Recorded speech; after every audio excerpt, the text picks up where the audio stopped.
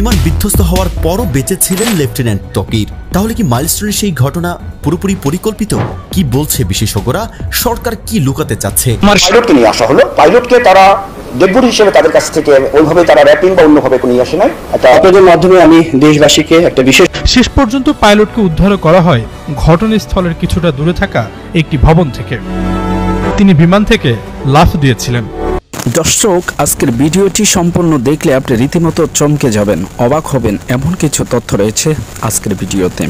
কি ঘটেছিল সেই মাইলস্টোন স্কুল অ্যান্ড কলেজে এবং সেখানে কারা কারা জীবিত ফিরেছেন, তার মধ্যে লেফটেন্যান্ট সেই পাইলট, সে এখনও জীবিত আছে, কিন্তু কোথায় আছে, কিভাবে আছে এবং সরকার তাদেরকে নিয়ে কি গেম খেলছেন বিস্তারিত। বিমান বিধ্বস্ত হওয়ার পরও বেঁচে ছিলেন লেফটেন্যান্ট তকির। তাহলে কি মাইলস্টোনের সেই ঘটনা পুরোপুরি পরিকল্পিত? কি বলছে বিশেষজ্ঞরা? সরকার কি লুকাতে চাচ্ছে? চলুন দর্শক, জেনে আসা যাক আসল রহস্য। দর্শক, একটা বোতাম চাপলেই ফ্লাইট লেফটেন্যান্ট তকির বেঁচে ফিরতে পারতেন, কিন্তু তিনি ফিরলেন না। এই লাইনটি গতকাল থেকেই সামাজিক যোগাযোগ মাধ্যমে পুরোপুরি ভাইরাল।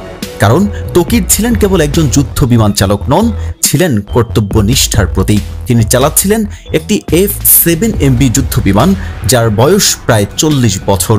আধুনিক যুদ্ধক্ষেত্রে মানদণ্ডে এই বিমানটির এখন মিউজিয়ামে থাকার কথা, অথচ এটিকে উঠতে হয় এই দেশের আকাশে, কারণ দুর্নীতি এখনও উঠছে আমাদের প্রতিরক্ষা ব্যবস্থায়, বলছেন অনেক বিশ্লেষক।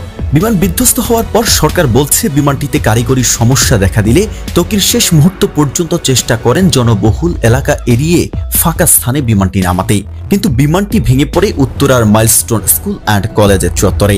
তবে ভাগ্যক্রমে ক্লাস চলছিল না, ছিল না শিক্ষার্থী, না হলে হতাহতের সংখ্যা আরও বাড়ত।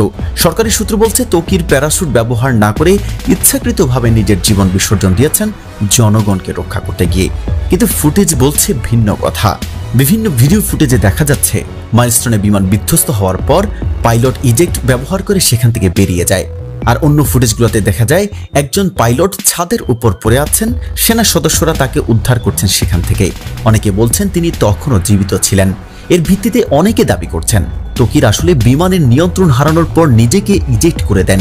বিমানটি ক্র্যাশ করে স্কুলে, কিন্তু তকির অবতরণ করেন পাশের একটি বাড়ির ছাদে এবং আহত অবস্থায় তাকে উদ্ধার করা হয়। তার মৃত্যু ঘটে পরে হাসপাতালে গিয়ে। কিন্তু এখন প্রশ্ন হচ্ছে, সরকার কেন তাকে হিরো বানাতে চাচ্ছে? এর আসল কারণ কি? সরকার কেন বলছেন তিনি বাঁচতে পারতেন কিন্তু যাননি? তাকে কেন বলা হচ্ছে তিনি মরার সিদ্ধান্ত নিয়েছেন জনতার জন্য? এটা কি প্রকৃত তথ্য, নাকি দায়েরাতে তৈরি করা এক আবেগ নির্ভর বর্ণনা?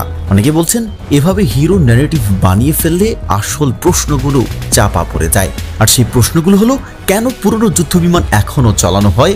কেন পুরনো যুদ্ধবিমান এখনো চালানো হচ্ছে? প্রতিরক্ষা বাজেট কোথায় যায়? কেন আধুনিকীকরণ করা হয় না বাংলাদেশ বিমান বাহিনীর? কেন বারবার নিরাপত্তা জোনে দুর্ঘটনা ঘটছে? F-7 সিরিজের এই যুদ্ধবিমান চীন থেকে বাংলাদেশে আনা হয়েছিল 1980 থেকে 90 দশকে।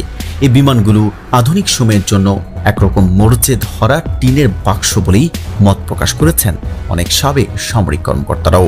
আমরা সবাই শোকাহত, আমরা শ্রদ্ধা জানাই ফ্লাইট লেফটেন্যান্ট তকিরের সাহসকে, কিন্তু শোক আর শ্রদ্ধার বাহিরে আমাদের দরকার উত্তর।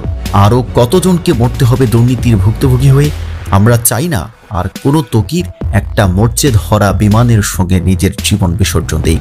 তকির হয়তো আকাশে মারা গেছেন, কিন্তু তার মৃত্যু শুরু হয়েছিল সেই দিন যেদিন বাতিল যুদ্ধ বিমান দিয়েই প্রশিক্ষণের সিদ্ধান্ত হয়েছিল। স্বপ্ন ছিল আকাশে জয় করার, দায়িত্ব ছিল দেশ মাতৃকা রক্ষায় আকাশে উড়বার।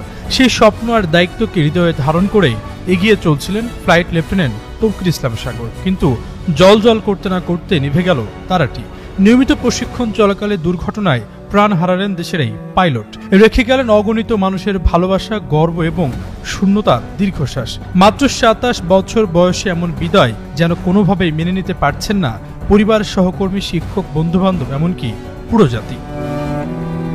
সোমবার মাইলস্টোনে যুদ্ধ বিমান বিধ্বস্তের পর বিমান বাহিনীর পক্ষ থেকে জানানো হয়, ত্রুটি আঁচ করার পর পাইলট বিমানটি ফাঁকা জায়গায় নিয়ে যাওয়ার চেষ্টা করেও ব্যর্থ হয়েছেন। আর এই ঘটনার প্রত্যক্ষদর্শীরা বলছেন তারা একটি গাছে প্যারাশুট ও বেলুন আটকে থাকতে দেখেছেন। এরপরে তারা ধারণা করেন পাইলট বেঁচে থাকতে পারেন, কারণ যেখানে বিমান বিধ্বস্ত হয়ে আগুন জ্বলছিল সেখান থেকে কিছুটা দূরে প্যারাশুটে আটকে থাকা গাছটির অবস্থান।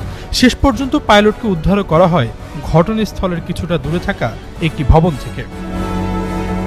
বিশ্লেষকরা বলছেন, পাইলট সবটুকু চেষ্টা করেও যখন বুঝতে পেরেছেন কোনোভাবে আর দুর্ঘটনা এড়ানো সম্ভব হবে না, ঠিক তখনই হয়তো তিনি বিমান থেকে প্যারাশুট নিয়ে লাফ দেন। লাফ দেওয়ার পর প্যারাশুট গাছে আটকে যাওয়ায় সঠিকভাবে নিচে নামতে তিনিও ব্যর্থ হন। অর্থাৎ প্যারাশুট যেহেতু গাছে আটকানো, এর মানে তিনি বিমান থেকে লাফ দিয়েছিলেন। এদিকে উত্তরার মাইলস্টোন স্কুল অ্যান্ড কলেজে নেই চিরচেনা পরিবেশ। সাজানো গোছানো ক্যাম্পাসের একাংশ যেন পরিণত হয়েছে ধ্বংসস্তূপে।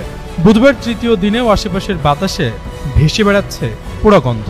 আচমকা বিমান দুর্ঘটনায় ঝরেছে একগুচ্ছ তাজা প্রাণ। নেই কোনো কোলাহল, হই হুল্লোড়। প্রধান ফটক বন্ধ থাকলেও বাইরে উৎসুক জনতার ভিড়। বেড়া বাড়ার সঙ্গে সঙ্গে ভিড়ের পরিধিও। 57টা লাশ দেখছি, 30 জন কিভাবে মারা যায়।